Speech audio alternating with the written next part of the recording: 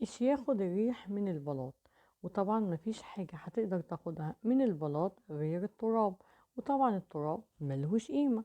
أصل المثل ده لإحدى نوادر جحا، وعلى الرغم من إن جحا شخصية أسطورية، لكن كانت محبوبة جدا من الكبار ومن الصغيرين. ومعظم المواقف اللي بنحكيها وبنسمعها عنه لحد دلوقتي كلها حكم ومواعظ. قصة المثل ده بيقول إن مرات جحا قررت إن هي تروح تزور أختها، وهي كانت في قرية قريبة منها، وكانت هتقعد عندها كام يوم. وطبعا أخدت معاها ولادها.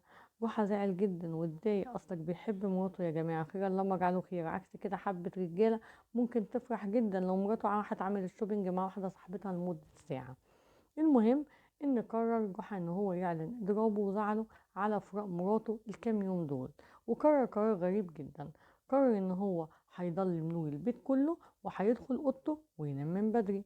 في اليوم ده في حرامي اتص في عقله، وقرر ان هو يدخل بيت جحا، وافتكر ان هو بيت علشان خاطر فيه ضلمه ومفيهوش حد، ان هو في مرجان وياقوت. قالك ده في كنز في البيت ده. أول ما دخل الحرامي البيت حس بيه جحا على طول، لأن هو مكانش لسه نام، مش جايله نوم من حبه لمراته. وفعلا الحرامي قعد يدور يمين وشمال، ملقاش حاجة. جحا في الوقت ده كان بيدور على مكان علشان خاطر يستخبى فيه. طبعا بيته فاضي، ملقاش غير صندوق في ركن كده في البيت. قالك أنا هستخبى فيه وأقفل على نفسي علشان خاطر أحمي نفسي، ما هو مش هياخد حاجة الحرامي من البيت غير التراب، مفيش حاجة يا جماعة موجودة في البيت. المهم ان الحرامي فعلا قعد يدور يمين وشمال، ملقاش اي حاجة. بص فجأة لقى صندوق قدامه.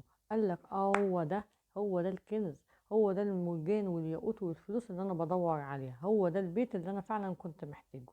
وفعلا اختياري في محله. المهم راح عند الصندوق وفتحه، وطبعا ما يعرفش ان هيطلع له منه جحا.